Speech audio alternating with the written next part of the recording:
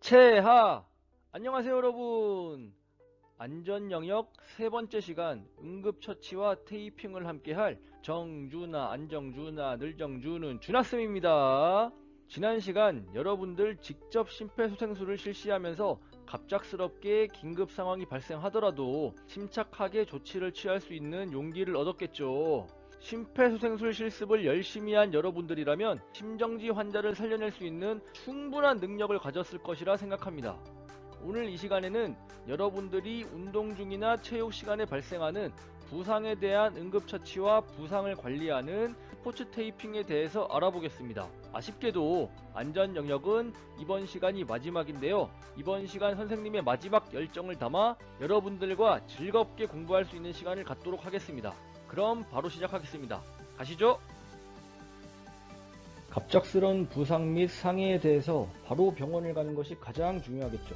하지만 병원으로 가는 시간 혹은 병원에 도착했다 해도 즉각 치료를 받을 수 있는 것이 아니기 때문에 소요되는 시간을 생각한다면 1차적으로 부상당한 현장에서 실수할 수 있는 응급처치가 필요합니다. 또한 학교 안에서의 일이라면 우선 선생님께 말씀을 드리고 보건선생님께 확인을 받는 것이 우선이겠습니다. 하지만 여러분들 스스로도 부상 및 상해가 발생했을 때 어떻게 해야 하는지에 대한 기본적인 지식을 갖고 있어야 하므로 지금부터 응급처치가 왜 필요한지를 알아보겠습니다. 첫 번째는 부상의 악화를 방지하는 것입니다. 일상생활에서 갑작스러운 부상이 발생할 경우 정상적인 활동보다 인체의 가동 범위가 감소하여 이전처럼 움직이기가 쉽지 않을 것입니다. 그러므로 응급처치를 통해서 부상 부위의 가동 범위를 최대한 줄이고 의료기관으로의 이동 중 발생할 수 있는 부상 부위의 충격으로부터 보호하여 부상이 더 악화되는 것을 방지하는 것이죠. 두 번째는 환자에게 심리적인 안정을 가져다 주는 것입니다. 갑작스럽게 사고를 당한 환자의 경우 심신을 불안정한 상태로 빠뜨릴 수 있기 때문에 즉각적인 응급처치를 통해서 불안해할 환자의 심리를 안정적으로 가라앉도록 유도할 수 있습니다. 그런데 우리가 응급처치를 하기 이전에 앞서 중요한 것 한 가지가 있습니다. 그것은 응급처치를 해야 할 상황 자체를 만들지 않는 것이 더할 나위 없이 좋겠죠. 그러기 위해서 가장 중요한 것은 준비운동입니다. 체육 시간이나 운동을 하기에 앞서 항상 다양한 체조를 통해서 준비운동을 할 텐데요. 많은 학생들이 열정과 욕구를 주체하지 못하고 준비운동 없이 달려나가는 경우가 많습니다. 특히 체육 시간에 앞서 하는 준비운동에 대해서는 지루해하고 열심히 하지 않은 친구들이 있는데요. 이런 행동들은 갑작스러운 부상을 일으킬 수 있음을 명심해야 합니다. 준비운동은 관절의 가동 범위를 증가시켜 몸을 유연하게 만들어 염좌와 같은 부상을 방지할 수 있습니다. 흔히 여러분들이 말하는 발목이나 손목이 삐었다 라는 표현을 전문적인 용어로 염좌라고 합니다. 앞으로 우리 똑똑한 사람들처럼 보이게 염좌라는 표현을 써보도록 하죠. 두 번째는 체온을 상승시켜 근육통의 위험을 감소시킵니다. 체온이 상승하게 되면 굳어있던 근육들이 좀 더 부드럽게 움직일 수 있어 갑작스럽게 느낄 수 있는 근육통이 줄어들게 됩니다. 세 번째는 심장을 중고강도 운동으로부터 미리 대비하도록 만듭니다. 우리 몸은 운동 강도가 증가할 때 우리 몸 곳곳으로 보낼 심장 속의 혈액들이 증가하게 됩니다. 이때 심장은 고무줄처럼 갑작스럽게 늘어났다 줄어들었다 할 수 있는 것이 아니기 때문에 10 정도의 힘으로 운동하던 심장이 갑자기 100의 힘으로 운동하도록 만들면 가슴이 터질 듯하고 숨이 과도하게 차오르는 경험을 여러분들은 해봤을 것입니다. 그러므로 10의 힘으로 운동하던 심장을 20, 40, 60 정도로 가열할 다음에 높은 강도의 운동을 하도록 준비하는 것이죠. 아울러 정리 운동을 하는 것도 매우 중요한데요. 운동 이후에 적절한 스트레칭을 통하여 운동으로 수축되어 있던 근육들을 부드럽게 늘려줌으로써 근육통을 방지할 수 있습니다. 아마도 운동 이후 다음날 겪게 되는 근육통, 여러분들이 흔히 얘기하는 아리배겼다 라고 하는 이 증상은 운동 이후 정리 운동에 소홀했기 때문에 발생하는 증상들입니다. 그러니 여러분들 부상을 방지하기 위해서라도 운동 전후에 준비 운동과 정리 운동을 꼭 하도록 합시다. 우리가 학교에서 운동 중 혹은 체육 시간 중에 부상이 발생하면 어떤 응급처치를 해야 할까요? 우선 골절상, 기절 등의 심각한 부상이라면 즉각 병원으로 이송해야겠지만 여러분들이 흔히 겪을 수 있는 근육통, 인대나 뼈 등의 염좌 같은 부상을 당했을 때는 라이스 원칙에 따라 응급처치를 실시합니다. R은 레스트, 휴식입니다. 다친 즉시 활동을 멈추고 쉬면서 몸과 마음을 진정시켜야 하겠죠. 네. I는 아이스, 얼음찜질입니다. 보통 부상을 당한 부위는 피가 해당 부위 쪽으로 쏠려 부어오르게 됩니다. 이때 상태 악화를 방지하기 위해 얼음찜질로 부어오른 부위를 조금이라도 가라앉게 만드는 것이죠. C는 컴프레션, 환부 압박입니다. 붕대 등으로 다친 부위를 압박하면서 상태가 악화되는 것을 방지하는 것이죠.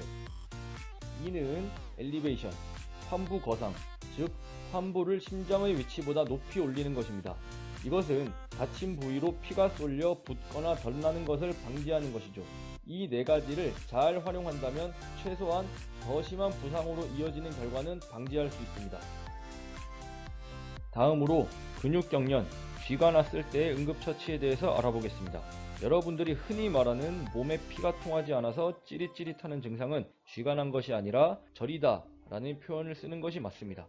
쥐가 나는 것은 우리 몸의 근육이 피로해지고 나트륨이 많이 배출되어 쉽게 말하면 근육이 말라 비틀어지는 것으로 극심한 통증을 유발합니다. 이런 증상들은 바로 응급처치를 통해서 증상을 완화시킬 수 있는 방법이 있습니다. 쥐가 나는 현상의 원리만 알면 누구든 쉽게 처치를 통해 통증을 가라앉힐 수 있는데요. 우리 몸의 근육은 대부분 힘을 낼 때 짧아지고 휴식을 할 때 길어집니다. 그런데 이 근육이 지치고 힘을 잃어 자기 스스로 과도하게 짧아지면서 쥐가 나는 것이죠. 아마 학생 여러분들이 쥐가 나는 현상을 많이 겪는 부위는 종아리와 허벅지일 것입니다. 하체는 우리 몸에서 가장 근육이 크고 많은 부위인데요. 첫 번째, 가장 빈번하게 발생하는 종아리의 경우를 보겠습니다. 종아리의 경우 근육 경련을 통해 근수축이 되면 영상처럼 발가락이 발레리나의 포인 자세가 됩니다. 그러므로 이것을 풀어주기 위해서는 종아리 근육을 반대로 늘려주면 되겠죠. 그래서 발가락의 방향이 당사자의 몸 쪽으로 오도록 당겨주면 금방 근육 경련에서 벗어날 수 있습니다. 영상을 한번 보겠습니다. 네, 영상처럼 종아리를 늘려주기 위해 발가락을 몸 쪽으로 당겨주고 있죠. 물론 도움을 받지 않고 혼자서도 충분히 할 수 있습니다. 네, 이렇게 고통을 겪고 있는다면 스스로 발가락을 나의 몸쪽 방향으로 당겨주면 되겠습니다. 두 번째는 허벅지 뒷근육의 근육 경련입니다. 흔히 햄스트링, 대퇴이두근이라고 불리는 곳입니다. 허벅지 뒷근육의 근육 경련이 발생하면 사진처럼 엉덩이와 허벅지가 줄어들면서 뒤로 젖혀지는 듯한 현상이 발생할 수 있겠죠. 그러므로 이 부분의 근육 경련을 풀어주기 위해서는 영상처럼 다리를 쭉 펴준 상태에서 상체를 앞으로 숙여 뒷다리의 근육들이 늘어나도록 해주면 되겠습니다. 근육 경련을 처치하는 방법들은 모두가 여러분들이 그토록 싫어하는 스트레칭을 하는 방법들이기 때문에 평소에 그리고 운동 전후에 스트레칭을 열심히 해준다면 근육 경련을 예방할 수 있습니다. 기도 폐쇄에 의해서 호흡이 곤란한 상황이 발생할 수 있습니다. 이런 경우는 주로 사탕이나 떡 같은 목을 막을 수 있는 크기의 음식을 무심코 삼켰을 때 발생하는데 두 가지 방법을 사용할 수 있습니다. 첫 번째는 기침을 유도하는 것입니다. 이때는 부분적으로 기도가 폐쇄되었을 때 사용하는 방법으로 아주 조금 숨은 쉴 수 있으나 목구멍에 이물질이 걸려 제대로 된 호흡이 불가능한 상태로 억지로 기침을 해서 토해내도록 하거나 다른 사람의 도움으로 상체를 숙인 채 등을 쳐서 뱉어내도록 합니다. 영상을 보도록 하겠습니다. 기침하세요. 기침. 네, 기도 폐쇄에 의한 처치 두 번째는 하임리히법이라고 하는 복부 밀어내기법을 사용하는 것입니다. 이것은 기도가 완전히 막혀 말이나 호흡이 불가능한 상태로 그림을 보시면 첫 번째 그림처럼 당사자의 명치 아래에 주먹을 대고 두 번째 그림처럼 양손으로 움켜잡은 이후에 당사자의 상체를 위로 끌어올려 토해내도록 하는 것입니다. 쉬운 이해를 위해 영상을 보도록 하겠습니다.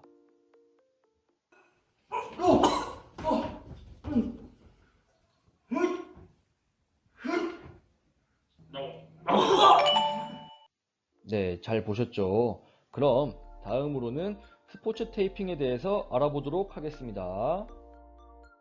여러분들은 운동선수들의 몸에서 테이프를 붙인 자국을 본 적이 있을 것입니다. 이것이 무엇인지 궁금해했을 학생들도 있었을 것 같은데요. 이런 테이프를 붙이는 이유에 대해서 한번 알아보겠습니다. 첫 번째는 부상을 방지하는 효과가 있기 때문입니다. 운동선수들이 갖고 있는 대부분의 부상들은 관절이나 근육에서 발생하는데요. 이때 테이프가 근육이 늘어나는 것을 방지해주고 잡아주기 때문에 근육이 과도하게 사용되는 것을 절제시켜줍니다. 두 번째는 통증을 완화시켜줍니다. 이것은 부상 방지와 맥락이 비슷합니다. 세 번째는 관절을 보호해줍니다. 테이핑은 근육이나 관절 주위에 부착하면 관절이 과도하게 움직이는 것을 잡아주기 때문에 관절을 보호하는 한편 그 결과 부상의 발생률도 줄여줍니다. 그럼 다음에서는 여러분들이 자주 통증을 느끼는 부위에 대한 테이핑 방법에 대해서 알아보겠습니다. 손목은 농구나 배드민턴 등 상체를 많이 사용하는 운동에서 부상이 발생하기 쉬운 부위입니다. 손목 테이핑을 위해서는 첫 번째 그림처럼 손등 쪽 관절에 10cm 가량 붙여주고 40cm 정도의 테이프를 엄지와 검지 사이로 넣어 손목 쪽으로 나와 남은 부분을 손목에 이렇게 최종적으로 감아줍니다. 이 그림의 연속 동작을 영상으로 한번 보도록 하겠습니다.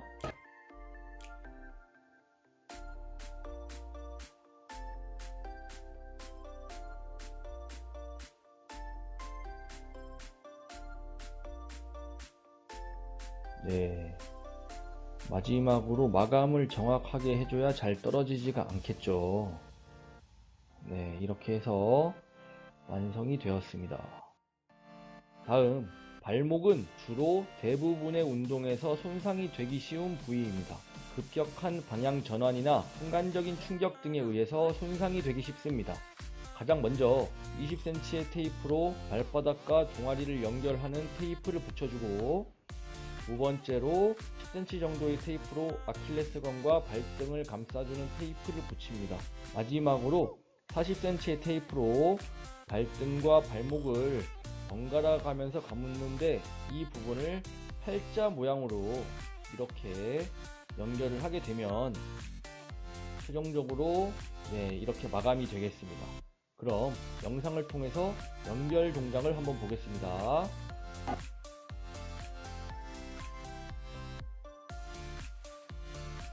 발바닥을 이렇게 이었고요. 발등을 연결했습니다. 그리고 발등과 발목을 팔자로 계속해서 연결해서 감아주면서 최종적으로 마감을 이렇게 해주면 되겠습니다. 네, 무릎에 대해서 알아보겠습니다. 무릎은 점프를 하는 운동에서 많이 손상이 될 수 있는 부위입니다. 무릎은 슬개골이라고 불리는 무릎팍을 감싸주는 방법으로 테이핑을 많이 하는데 우선 종아리와 허벅지 아래 위로 이렇게 감싸준 다음에 무릎 관절의 측면 쪽을 X자로 붙여 고정을 시켜줍니다. 물론 이렇게 한쪽만 하는 것이 아니라 양쪽 모두 해야겠죠. 연속된 과정을 영상으로 한번 보도록 하겠습니다. 종아리 쪽을 먼저 연결하고요. 허벅지를 연결을 한 다음에 측면 관절에 있는 인대 쪽을 이렇게 X자로 연결을 해줍니다. 양쪽이 다 이렇게 모양이 돼야겠죠. 이렇게 가장 부상이 잦은 세 부분의 테이핑 방법을 알아보았는데 테이핑을 하는 방법에는 법칙처럼 정해진 것이 아니므로 같은 부위라도 테이핑을 할 수 있는 방법이 무궁무진합니다. 가장 중요한 것은 관절과 근육을 보호할 수 있는 방법으로 하는 것이 중요하겠죠. 아마 여러분들이 검색을 통하면 같은 부위에도 다양한 방법으로 테이핑을 하는 것이 많이 나올 텐데 여러분 각자에게 맞고 편한 방법을 선택하여 사용하면 좋을 것 같습니다. 네, 오늘 이 시간까지 안전영역 3시간이 모두 끝났습니다. 심폐소생술과 응급처치, 그리고 테이핑 등 현재 여러분들 나이대에 가장 필요할 것 같은 내용들로만 구성을 해서 수업을 해봤는데요. 여러분들의 일상생활, 그리고 학교생활에서 많은 도움이 되기를 바랍니다. 또한 응급처치의 경우 여러가지 상황에서 실시하는 부분들이 많기는 하지만 우리 학생들에게 일어날 수 있는 가장 자주 발생하는 부상에 대한 처치를 다루다 보니 더 알고 싶은 내용이 있었을 것 같네요. 선생님의 입장에서는 항상 학생들을 대상으로 가르치던 내용들이었지만 이번 온라인 강의를 준비하면서 여러분들에게 조금 더 알아듣기 쉽고 유용하게 만들어 보려고 고민하다 보니 선생님의 입장에서도 많이 공부할 수 있었던 좋은 시간이었습니다. 여러분들 주위에 이번 안전영역 시간에 알려준 그런 부분들을 사용할 기회가 없으면 더할 나위 없이 좋겠지만 언젠가 필요한 상황이 온다면 이번 수업의 기억을 잘 살려 슬기롭게 대처하길 바랄게요. 열심히 공부해줘 여러분들. 너무 수고 많았고 선생님은 다음번 다른 종목으로 또다시 만날게요. 준하쌤과 함께하는 안전영역 시간 마치겠습니다. 여러분 건강하세요. 그럼 인사하겠습니다. 채빠 안녕.